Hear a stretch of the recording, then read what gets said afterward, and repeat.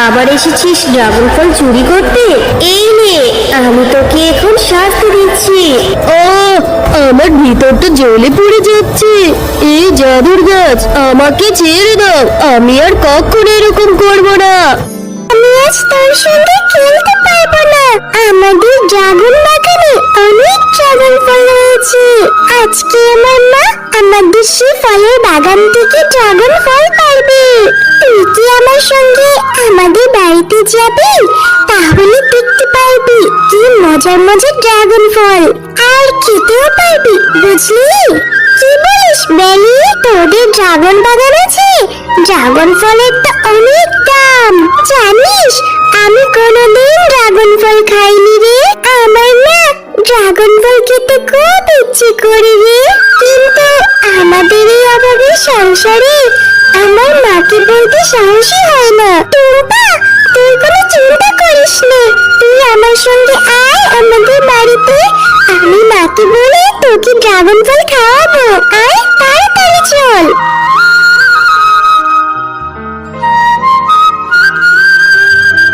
তারপর টুম্পা দেখলো বেলির মা অনেক ড্রাগন ফল পাচ্ছে। তারপর টুম্পা বাঘিনীকে বলল, ও বাঘিনী মা, আমাকে কিছু ড্রাগন ফল দাও না গো খেতে। আমি কোনোদিন ড্রাগন ফল খাইনি। কোথা থেকে যে আসে এই ছোট লোকের বাচ্চাটা? এই, তুই কি জানিস এই ড্রাগন ফলের দাম কত? তোর মাকে বলতে পারিসনি ড্রাগন ফল কিনে খাওয়াইতে? আমি তোকে কোনো ড্রাগন ফল দিতে পারবো না। তোর মাকে যেয়ে বল কিনে খাওয়াইতে।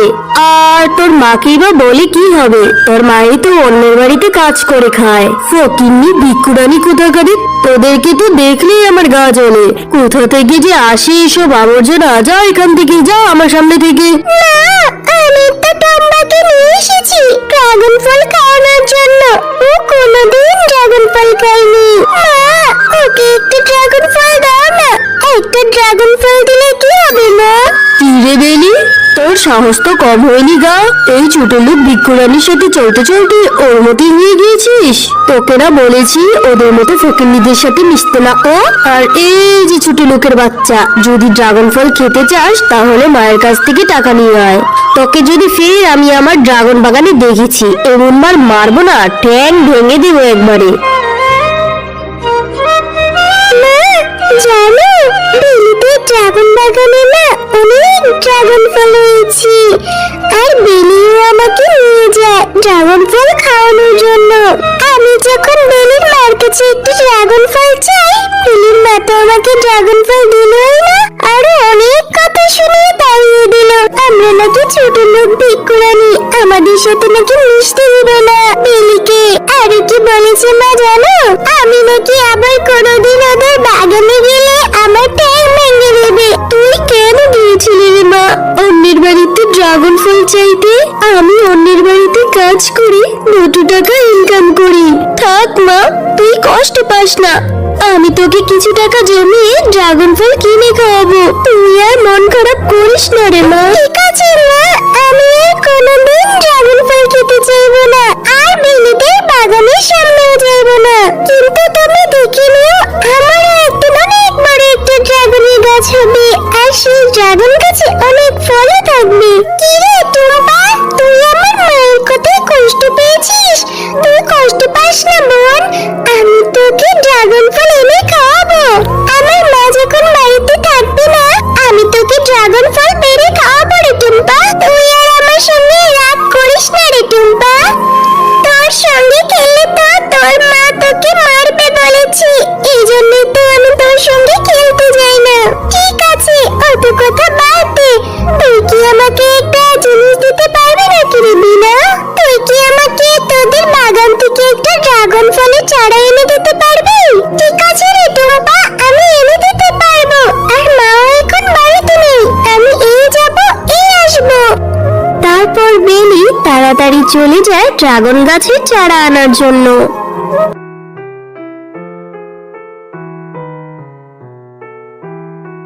এই নে টুম্পা, ড্রাগন গাছের চারা। এইটা তুই তোর বাড়িতে নিয়ে রোপণ করে দিস।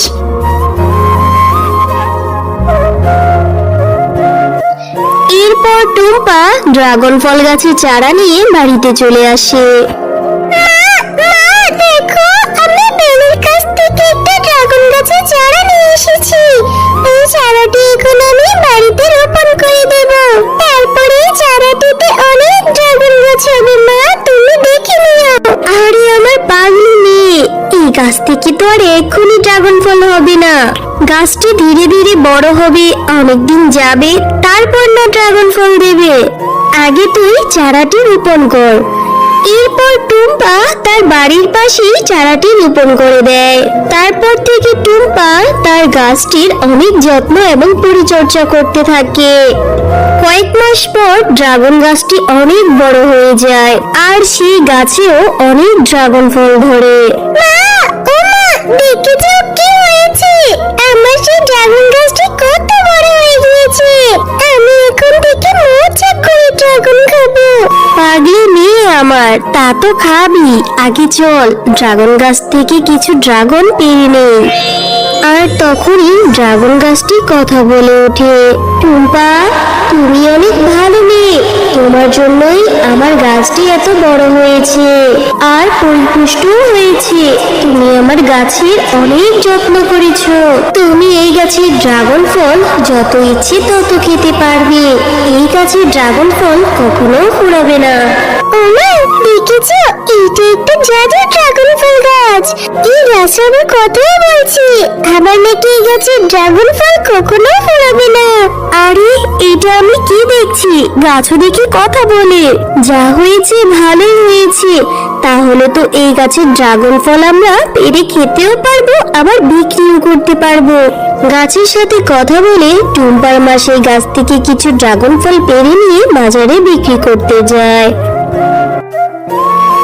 আর তার ড্রাগন ফল এত সুন্দর আর তরতাজার কারণে ক্রেতারা সব তার দোকানে ভিড় জমাতে থাকে।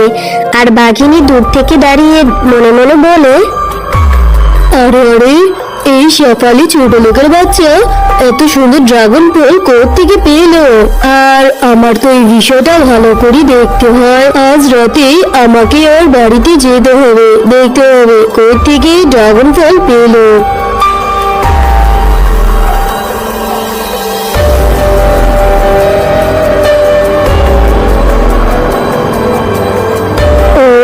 তাহলে এই ব্যাপার, মুখপুরীরা তাহলে ড্রাগন ফল গাছ লাগিয়েছে। আমার সঙ্গে তোরা পাল্লা দিবি হতচ্ছাড়ি। দাঁড়া, এক্ষুনি দেখাচ্ছি মজা। বাঘিনী, তুই অনেক খারাপ। তুই সেদিন ছোট্ট মেয়ে টুম্পাকে একটি ড্রাগন ফলের জন্য অনেক কথা শুনিয়েছিস, আবার এসেছিস ড্রাগন ফল চুরি করতে। এই নে, আমি তোকে এখন শাস্তি দিচ্ছি। ও, আমার ভিতরটা জ্বলে পড়ে যাচ্ছে। এই জাদুর গাছ, আমাকে ছেড়ে দাও। আমি আর কখনো এরকম করবো না। শেফা বোন, আমাকে তুই ক্ষমা করে দে। জাদুর ড্রাগন ফল গাছ, বাঘিনী ভাবিকে তুমি ক্ষমা করে দাও। আমিও তাকে ক্ষমা করে দিয়েছি, আর উনি তো ওনার ভুল বুঝতে পেরেছে। ঠিক আছে শেফা, আমি শুধু তোমার কথায় ওকে ছেড়ে দিচ্ছি, কিন্তু এইরকম খারাপ কাজ আর কখনো করবে না, তাহলে কিন্তু এর ফল ভালো হবে না। হ্যালো বন্ধুরা, গল্পটি ভালো লেগে থাকলে চ্যানেলটি সাবস্ক্রাইব করে দিবেন এবং পাশে থাকা বেল আইকনে প্রেস করে আমার পাশেই থাকবেন। ধন্যবাদ।